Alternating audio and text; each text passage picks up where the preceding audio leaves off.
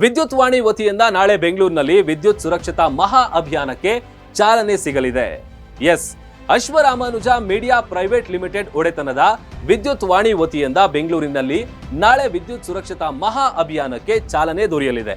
ರಾಜ್ಯ ಇಂಧನ ಇಲಾಖೆಯ ವಿದ್ಯುತ್ ಪರಿವೀಕ್ಷಣಾ ಇಲಾಖೆ, ಕೆಪಿಟಿಸಿಎಲ್, ಬೆಸ್ಕಾಂ ಸಹಯೋಗದಲ್ಲಿ ರಾಜಾಜಿನಗರದ 2ನೇ ಬ್ಲಾಕ್ನ ಕೆಇಬಿ ಭವನದಲ್ಲಿ ಗುರುವಾರ ಅಂದ್ರೆ ನಾಳೆ ಮಧ್ಯಾಹ್ನ 3 ಗಂಟೆಗೆ ನಡೆಯಲಿರುವ ಸಮಾರಂಭದ ಅಧ್ಯಕ್ಷತೆಯನ್ನ ಇಂಧನ ಸಚಿವ ಕೆಜೆ ಜಾರ್ಜ್ ವಹಿಸಲಿದ್ದಾರೆ.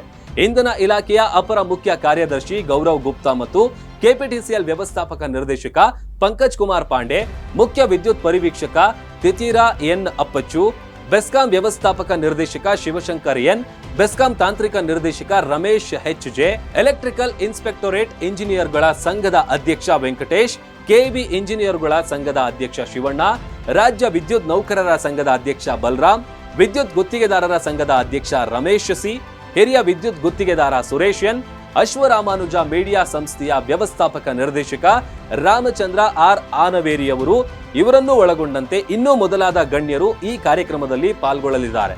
ವಿದ್ಯುತ್ ಜಾಗೃತಿಯ ಬಗ್ಗೆ ಸಾಮಾಜಿಕ ಅರಿವು ಮೂಡಿಸುವ ಈ ಅಭಿಯಾನದಲ್ಲಿ ಪಾಲ್ಗೊಂಡು ಈ ಕಾರ್ಯಕ್ರಮ ಯಶಸ್ವಿಗೊಳಿಸುವುದಕ್ಕೆ ಮನವಿ ಮಾಡ್ತಾ ಇದ್ದೀವಿ. ಮತ್ತಷ್ಟು ಅಪ್ಡೇಟ್ಗಳಿಗಾಗಿ ನೋಡ್ತಾ ಇರಿ ವಿದ್ಯುತ್ ವಾಣಿ ಯೂಟ್ಯೂಬ್ ಚಾನಲ್.